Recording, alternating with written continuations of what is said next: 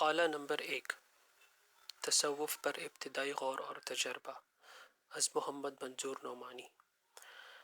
1371 ہجری کے اواخر یا 1372 ہجری کے اوائل میں بعض ایسے حالات سے میں دوچار ہوا کہ چند دن کسی ایسی جگہ رہنے کی میں نے ضرورت محسوس کی جہاں دل و دماغ افکار و مکروہات سے محفوظ رہیں اور قلب کو کچھ سکون و اطمینان حاصل ہو۔ اس مقصد کے لیے میری نظر انتخاب اس زمانے کے ایک صاحب ارشاد بزرگ کی خانقاہ پر پڑی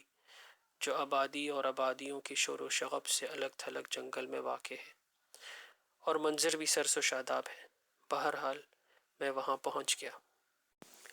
غالباً پہلا ہی دن تھا۔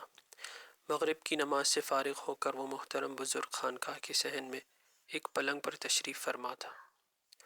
ازراہ شفقت و کرم مجھے بھی اپنے ساتھ ہی بٹھا لیا تھا۔ یاد آتا ہے کوئی تیسرا شخص اس وقت وہاں نہیں تھا۔ قریب ہی خانقاہ کی سہدری میں چند ذاکر نفی اسبات کا اور بعض ان میں سے اس میں ذات کا ذکر کر رہے تھے۔ یہ سب اچھے خاصے جہر کے ساتھ ذکر کرتے تھے اور مشائخ سلوک کے تجویز کیے ہوئے خاص طریقوں سے قلب پر ضرب لگاتے تھے۔ اللہ کے ذکر میں جہر و ضرب کا یہ طریقہ اس وقت میرے لیے صرف نامانوس ہی نہ تھا بلکہ کسی درجے میں گویا ناقابل برداشت تھا۔ چنانچہ مجھ سے نہ رہا گیا اور میں نے ادب و احترام کے ساتھ عرض کیا، حضرت، ساری عمر دین کے بارے میں جو کچھ پڑھا ہے اور کتابوں میں جو دیکھا ہے اس سے یہ سمجھا ہوا ہے کہ اصل دین صرف وہ ہے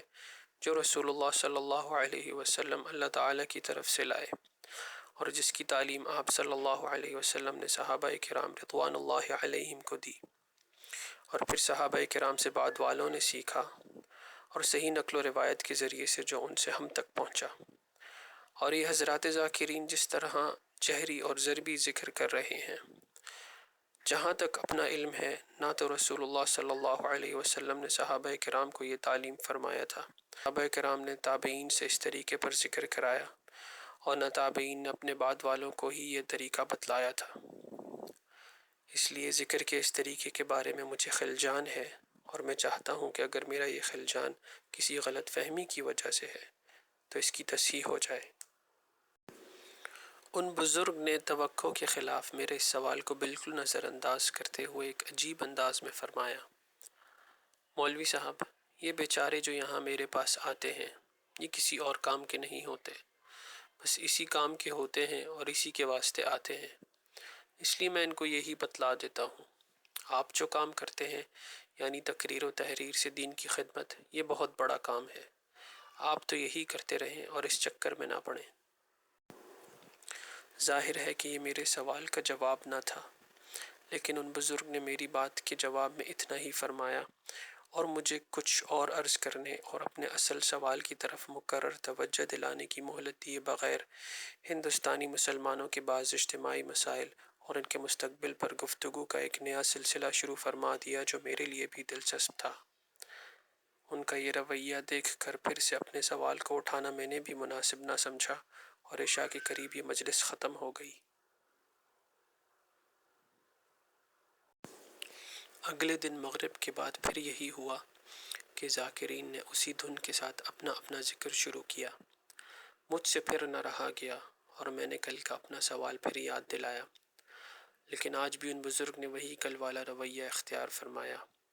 کہ میری بات کو بالکل نظر انداز فرما کر ہندوستانی مسلمانوں کی غالباً ماضی اور حال کی مختلف تحریکوں پر گفتگو کا ایک لمبا سلسلہ شروع فرما دیا، اور میرا سوال پھر رہ گیا۔ ان بزرگ کے اس رویے سے الحمدللہ میں اس غلط فہمی میں مبتلا نہیں ہوا کہ چونکہ میرے سوال کا جواب ان کے پاس ہے نہیں اس لیے یہ اس سے پہلو تہی کر رہے ہیں، بلکہ مجھے یہ خیال ہوا کہ غالباً میرے سوال کو ایک اہل اور طالب صادق کا سوال نہیں سمجھا گیا ہے بلکہ ایک مبتلا ذوم و کبر کا اعتراض سمجھ کر اس کو اس طرح نظر انداز فرمایا جا رہا ہے، اور اس میں شبہ نہیں کہ اس وقت اس سوال سے اپنی تشفی جہاں تک اب یاد ہے مقصود بھی نہ تھی بلکہ نیت کچھ اور ہی تھی۔